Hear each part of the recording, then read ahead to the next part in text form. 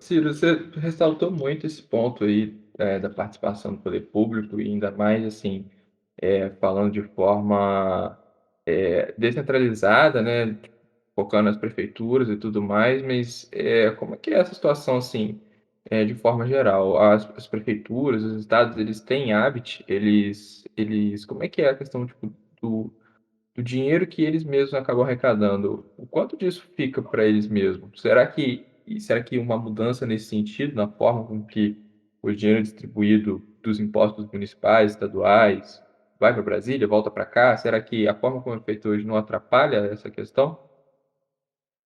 Olha, o poder público ele é responsável pela limpeza pública, né? Por exemplo, nós temos aqui um órgão hoje municipal, que é o DENLURB, né? O Departamento Municipal de Limpeza Urbana.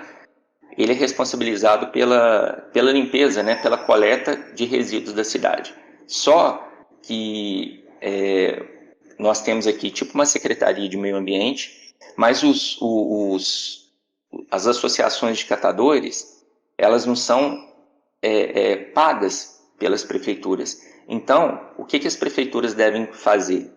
Todas deveriam pelo menos fazer um plano municipal de gestão integrada dos resíduos. Poucas prefeituras fazem isso, é igual o plano diretor, né? O que é o plano diretor? O plano diretor é um plano, toda cidade acima de 20 mil habitantes tem que ordenar o crescimento do município. E todo município, todo gestor, ele deveria primeiro fazer um mapeamento de quantas associações de catadores, de quantas cooperativas, investir nessas associações e valorizar essas associações, porque isso já consta na política nacional. Só que nós temos uma política federal, mas nós temos que investir em políticas estaduais e políticas municipais.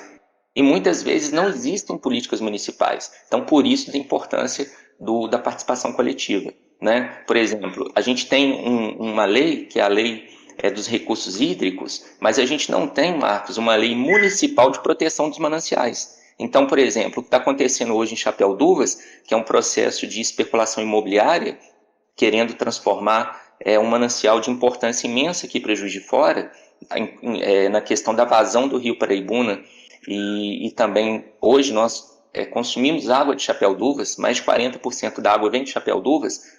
Existe todo esse olhar hoje da especulação imobiliária. Então, como a gente pode proteger mais o manancial? Fazendo um projeto de lei, já existe até uma proposta de projeto de lei para preservar aquela área, assim como existem planos municipais que valorizem mais o catador, porque o catador hoje, ele não tem hoje um respaldo do município, né? Ele vive de promessas do município, mas não tem nada que respalde ele que ele vai receber uma transferência de um recurso. Então ele fica na mão da administração. Por exemplo, nós temos hoje aqui em Juiz de Fora uma diretora do DENLURB, graças a Deus, ela é uma diretora de carreira. Como assim? Ela é uma engenheira, Gisele Teixeira, ela já está no DENLURB há um bom tempo, ela conhece do DENLURB, sabe? Então, a gente espera muito dessa gestão, justamente por isso. Porque muitas vezes, quando determinados gestores ocupam cargos, que muitas vezes são cargos comissionados, cargos de confiança, essas pessoas não têm a mínima noção do que elas estão trabalhando. Né? Às vezes você pega uma pessoa da polícia militar, que foi coronel da polícia, que foi comandante da polícia, nós já tivemos aqui em Juiz de Fora, ou uma outra pessoa indicada pelo prefeito para fazer um agrado a determinado partido político que é da situação, que apoiou o prefeito. Então, hoje existe uma consciência que esses trabalhadores eles precisam ser remunerados. Não é? Então, para que isso fique concreto, hoje é um decreto, mas isso ainda precisa mesmo passar por lei, né? Porque o que é um decreto?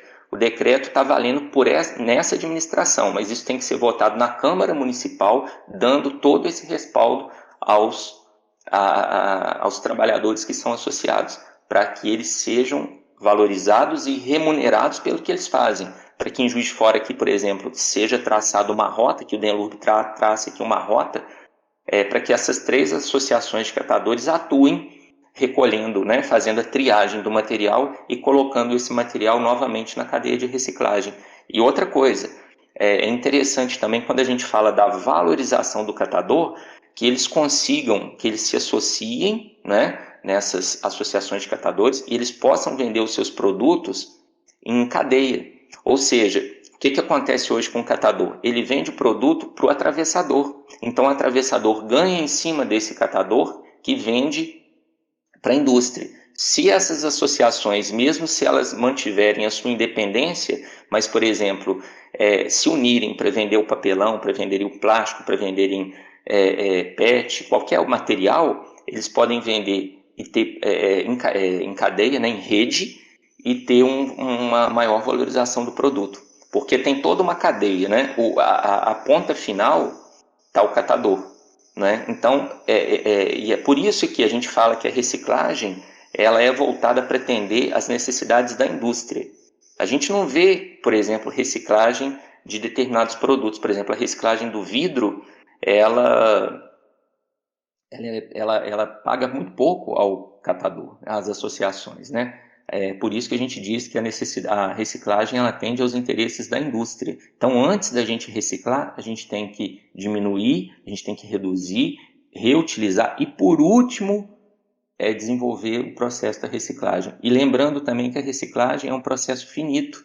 E lembrando também que quando eu reciclo, eu estou despendendo também um gasto energético. A gente fica pensando assim, o problema do consumo está resolvido porque eu vou reciclar à vontade. Não, a gente não pode reciclar à vontade. A lógica do capitalismo é esse, que tudo se resolve pela reciclagem. Não é bem assim.